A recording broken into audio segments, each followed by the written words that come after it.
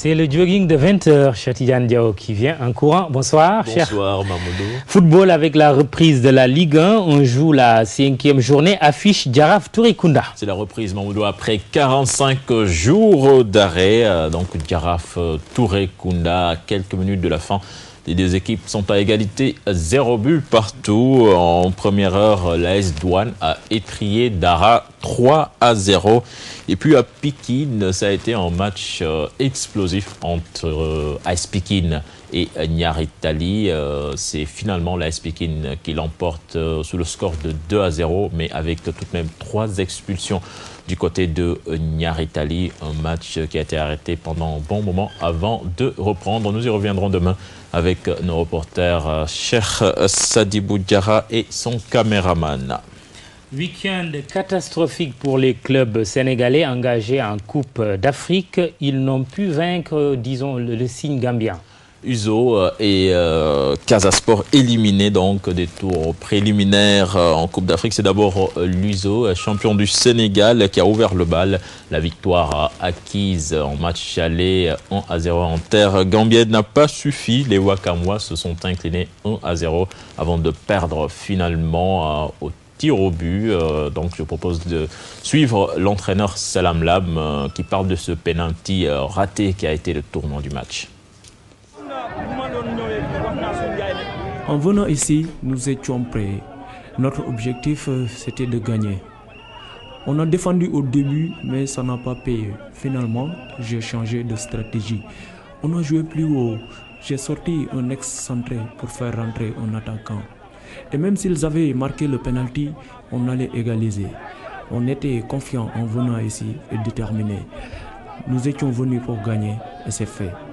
Je pense que nous avons fait l'essentiel sur l'ensemble du match. Nous nous sommes fait énormément d'occasions et ça n'a pas décidé de rentrer. C'est pas rentré au niveau. Je pense que le penalty raté en fait partie parce que ça a été le tournant du match. Je pense qu'on s'est raté énormément et en fait de compte, on a fini par le prendre.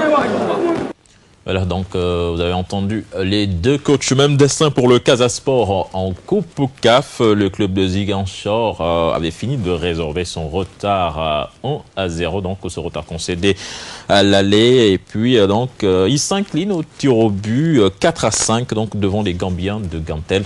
Déçu, le coach Demba Ramatendiaye indexe l'irresponsabilité de ces internationaux qui ont refusé de tirer lors de la séance des pénaltys. Donc on l'écoute au micro de Cheikh Sadibou Diarra. On n'a pas été efficace devant le but. On a créé des occasions de but, on ne les a pas marquées. Ça, c'est pas... Mais ce qui me fait mal, arriver en série de pénaltys, les internationaux sont restés en rade, n'ont pas voulu tirer. Bof, ça ne pardonne pas. Il faut continuer parce que c'est à force de forger qu'on devient forgeron. Quand tu arrêtes, les autres te dépassent. Hein. Ouais, quand tu arrêtes, les autres te dépassent. C'est à force de forger qu'on devient forgeron. Mais il faudrait qu'on travaille davantage devant les buts, qu'on parle aux attaquants, qu'ils soient concentrés. Parce qu'on n'a pas encore de valeur africaine. Pour avoir une valeur africaine, il faut pouvoir marquer 2 buts par match au minimum. Voilà, vous l'avez entendu, Demba Ramatendia. Et puis, un mince espoir subsiste donc pour ces deux clubs sénégalais, Mamadou, qui pourraient se qualifier.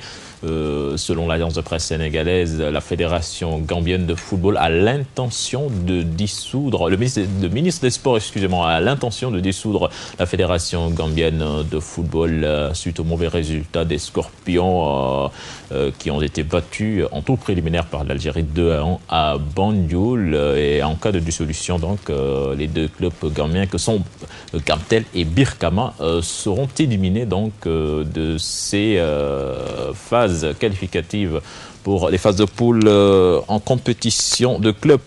Et puis basketball, l'US Gorée a obtenu son ticket pour les quarts de finale de la Coupe du Sénégal de basketball. Les insulaires ont pris le meilleur sur Mermoz, 69-57. Réaction des deux coachs, Cheikh Diouf et Ibrahima Diémé, au micro d'Abdelaziz Ndiaye.